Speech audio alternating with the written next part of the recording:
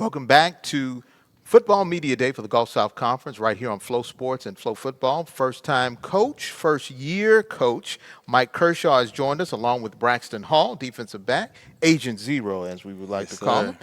Coach, first of all, welcome to the Gulf South Conference. I know this is nothing new. You played in this league, but now you're a head coach. How does it feel to be at the helm at Mississippi College? Man, it feels great. There's not a lot of guys that get a chance to be a head coach. And so that was my biggest deal to come back and to come back to a place in an area that I'm familiar with. It just worked out perfect for me. So right now, man, I'm just excited to get going, and I'm glad to be here. You come from Rice, wide receivers coach, throwing it around a lot, but when you were at Delta State, you coached a lot of different positions. What is your philosophy as far as bringing Mississippi College back up to a championship level? I guess if you asked anybody, they're going to say, he's going to start throwing the ball when he come off the bus, and they're not wrong. And so we're gonna probably change it up a little bit. There'll be some more footballs in the air in Clinton, Mississippi. I can tell you that. But we're not gonna stop running the football. We've got we got an all-conference running back there, and so we feel good about putting the ball in the air. We feel good about the guys we got throwing the ball, but we also feel great about who we're going to hand the ball off to as well. And the guys up front. So we'll be a little different. A lot of people say you're getting rid of the option football, kinda, but there's going to be a lot of option football still in our offensive plan. I hear you. When this job came open, you were in Texas at Rice. Did you think that this was a dream come true because of your familiarity with the area and with the state of Mississippi? I think so. I think the stars kind of aligned right. This is always a place because I recruited Mississippi when I was at Rice as well. And so every time I flew in here, I always look, I'm like, man, you always kind of dream a little bit like, well, maybe I took over that program, how it would be. I think there's a lot of really good things going on in Mississippi College. And I think this place can be a sleeping giant. And I've thought that ever since, I've come back here and ever since they come back to Division II. And now it's time to wake the giant. I hear you. Your pedigree was at Delta State. You were at their arrival, but you said that you have a unique situation because this wasn't your rival when you played at Delta State. Right. When I got to Delta State, that was the first year Mississippi College went down to Division III. So I've never been a part of this rivalry. If you ask the old guys, it's big, and we've built it into everything we talk about. That there is a game at the end of the year that's really, really important to a lot of people. It's important to the people up in Cleveland. It's important to people in Clinton. And we got to make sure that these guys understand it. And, it hasn't been very close the last couple of years. And we've got to make it a rivalry again. And the only way to do that is to be competitive. If they come in and it's a stat game for them, they don't see it as a rivalry game, right? But it's only going to be better for both schools if we can make this thing competitive, and that's what we're going to try to do. You come from a highly academic school in Rice. You go to a highly academic school in Mississippi College. What type of athletes are you looking for to order make the Choctaws really roll? I mean, the first thing we had to do, and we got to make sure it's a right fit at our school, and that's at any school. That's at Valdosta, at West Florida, Delta State. It's got to be the right fit. So we got to understand what those parameters are. But then, regardless, we are playing Delta State, Valdosta, West Florida, West Alabama. You better have some athletes running around there. We're not trying to win the GPA battle. We're trying to win on the scoreboard. And so to do that, you've got to have guys that can run fast, that can hit hard, and that are big and strong. And so that's what we're looking for. We had to do that from day one when we got here. We really had to get bigger, faster, stronger. How much have you tapped into your Texas roots in order to try to find some talent? How much have you stayed in the Mississippi area to try to find some talent? So really our landmark, or where we're going to really hit, is we're going to really start recruiting Mississippi a lot harder than they have in the past. There's some competitive advantages for us to get some kids from Mississippi. And so, that's where we're going to start. And if we can't find them there, kind of our footprint will leak into Alabama. The footprint will leak into Louisiana. Do I have some contacts in Texas? Absolutely. And will we use them? Of course we will. But if you look at our roster, probably after next year, you'll see the bulk of it will come from Mississippi. You'll see a good amount of the other guys come from Alabama or Louisiana. It is now a national recruiting for everybody. So you will see on our roster, we did bring a couple kids in from California. We did bring a couple kids in from Florida. So we've got to do that to get the best players we can. But don't tell me there's not great kids in the state of Mississippi and kids that can run and play great football. We can definitely win a lot of football games with kids from Mississippi.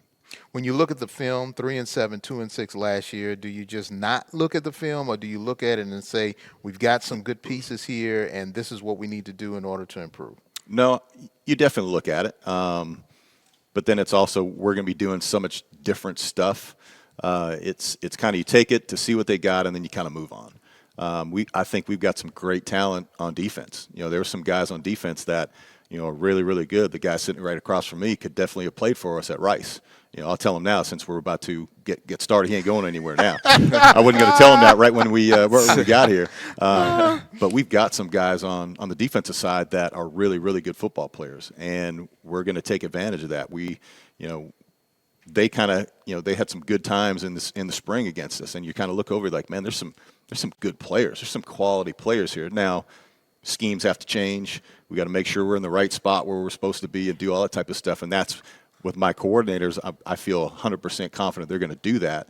So that's what's going to be the difference. Yeah, they may have been good football players, but if they're in the wrong spot, it didn't matter. And so now we're gonna put them all in the right spot. We move some guys to different positions that we think fit their best attributes. And so now I think you look at the film last year. You go forward. I think it's really going to fit really well. I hear you. Let's take a look at your schedule before we talk to Mr. Hall. And your schedule is daunting as usual because it is the Gulf South Conference. No doubt. But you also have some other games that should be pretty interesting. You've got to go. You host Texas A&M Kingsville. I know you're most likely familiar with some of those athletes at Shorter, North Greenville, and then you're going to be all the way into the conference. But you step out to take on Northeastern State in November. When you look at that schedule, is it favorable to get your team prepared for what they'll have to go through when they hit conference play?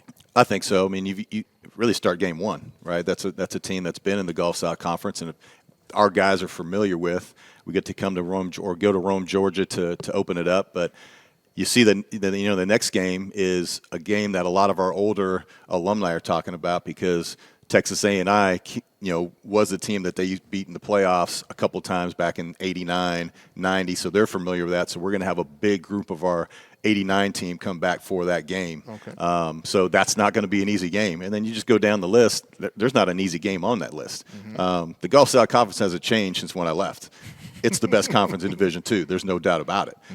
You look at there, you're like, okay, what's a game where you can, kind of take it easy? There's not one, and there's never going to be one in the Gulf South. And so, man, we're just going to go out there and prepare ourselves and try to go 1-0 every week. And we're looking forward to September the 4th and see what it looks like. All right, Braxton Hall, Agent Zero. When you found out you were getting a new head coach, what was your mindset? What was your thought process? Were you a little apprehensive because you didn't know who he was and where he was coming from? Yeah, man, it was very exciting. When I first heard Coach Kershaw was coming from Rice, a very highly organization.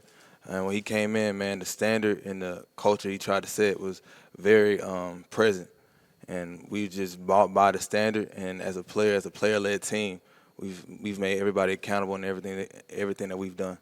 Defensively, are you excited about the scheme, and what can we expect to see from the Choctaws coming up this fall? Man, defensively, I'm very excited. We're going to be fast, physical. We're going to fly around to the ball. We're going to have every hat to the ball, and we're going to make a lot of plays, a lot of interceptions, a lot of forced fumbles, all of that type of stuff. So very excited about the defense, the offense, love the schemes. Offensively, we're going to spread you out. We're going to have our playmakers in space, and they're going to do their job. Last season, was the defense in your mind out on the field a long time, a lot of times, and you had to carry the team if the offense really wasn't clicking? And are you confident that this new scheme will give you guys an opportunity when you give it back to them to get a little rest? Yeah, I'm very confident in that. And as a defense, we love that. We love to be on the field. We love to make plays. And as long as we're out there, we're trying to get stops. If they don't score, we win. So that's the mindset we have. What was your offseason like and your summer like so far? What did you do to improve yourself as a player and also to improve yourself as a leader on this team? So after the season, man, I went straight to work, mentally and physically. So I got with my trainers. We tapped in with film work, seeing what the film and correlating the drills to what I need to do in the game. And then just mentally, just becoming a better leader, being outspoken and just telling my players like what we need to do and be more accountable. And the things that we do and the habits that we have in the game, they need to translate to the game. And that was really the things I was focused on. Are you starting to see a change even after the spring from what you had in the past and what you can see now and in the future? I've definitely seen a difference. The culture and the standard, like I said, is the main thing that's changed. And practice has been sped up like tremendously. The tempo and the way we go about things is at a high level. And I hope we continue that, and we will continue that. All right, Coach Kershaw, when we talk about tempo and we talk about speed, a lot of people don't know you were born in speed because your dad was a football administrator in Canada. Mm-hmm. So your first thinking of football was flying across the field, high-powered offenses, correct? Yeah, I mean, I think the CFL, it's kind of an innovative league. A lot of guys get a lot of their ideas. You know, people start talking about the RPO. That's fairly new. The RPO is not new. The RPO started in Canada 25 years ago. Mm-hmm. And so even the last time I was in the Gulf South Conference, I would go up there to training camp and kind of sit around and see and observe, okay, what's going on, and bring some of those things back to when we were at Delta State. Even at Rice, we put in some of those things too. So it's a great game. It's a game that's fast. Maybe that's why I want to go fast. Maybe that's why I want to spread it out. We don't have 110 yards to run out there, but we're going to use every inch of that football field vertically and horizontally. I hear you. Getting into coaching, you personally, you were an insurance guy at one time, but you said that it was your wife that gave you the opening to go back into what you love. She did. I mean, it was my daughter graduated from high school, and just randomly she said, is this something you want to go back into?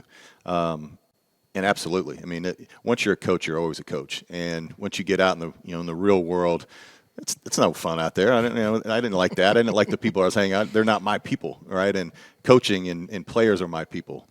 And once she gave me hey, is this something you want to do? 30 seconds later, I was on the phone calling my contacts back again, be like, hey, I'm getting back in if there's a spot for me. And I give all the credit to Coach Bloomer and giving me an opportunity to come back in. Obviously coming to Rice and moving down the street from Austin to Houston was a kind of again that thing just kind of aligned like it was supposed to. There's a lot of blessings out there for him to bring me back into it. Let me be the receiver coach for the Rice Owls, but now it's moving on to the next deal in my life, and I'm super excited about coaching guys like Brax and kind of taking Mississippi College to the next level. You have coached a lot of different things. I think you were receivers coach, quarterback coach, even on defense. So do you think that you were being prepared quietly to be a head coach? I think so, and everybody knows in Division II you wear a lot of hats. You can put video coordinator and travel guy and all that type of stuff in there too. So, being an offensive guy, being able to go to the defensive side always helps because now you see a different vantage point. But I would always say, and I'm going to try my best to not be an offensive head coach. I want to be the team head coach. Mm-hmm. And I think the way we've got our staff set up now, better than we did in the spring, where I can come over to the defense a lot of times and see what they're doing and checking, so those guys can see me too. Mm-hmm. I don't want them to feel like, hey, our head coach is just an offensive guy. And yeah, I'm going to coach the quarterbacks. I've got an offensive coordinator that's going to call the plays for me, so that's going to be great. Where lets me kind of roam around a little bit more, but. Does it help? Obviously, to wear a lot of hats, and like I said, I'm still wearing a lot of hats. It's kind of the good and the bad thing about being a Division II head coach is you got your hands in everything, and which is great because being a first-time head coach, I want my hands in everything, and all of a sudden, sometimes I'm like, man, I got my hands in everything. I'm too busy. I got to actually coach football, and that's something that sometimes it gets away from me. But I got a great staff that I trust tremendously that's going to take care of the on-the-field stuff. And when I do get time to coach football, I'm going to do it my best, and we got some great players to make it happen. All right, Coach, good luck to you this fall. Good luck to you. Stay tuned. We come back. We'll have more from the 2024 Gulf South Conference Football Media Day right here on Flow Sports.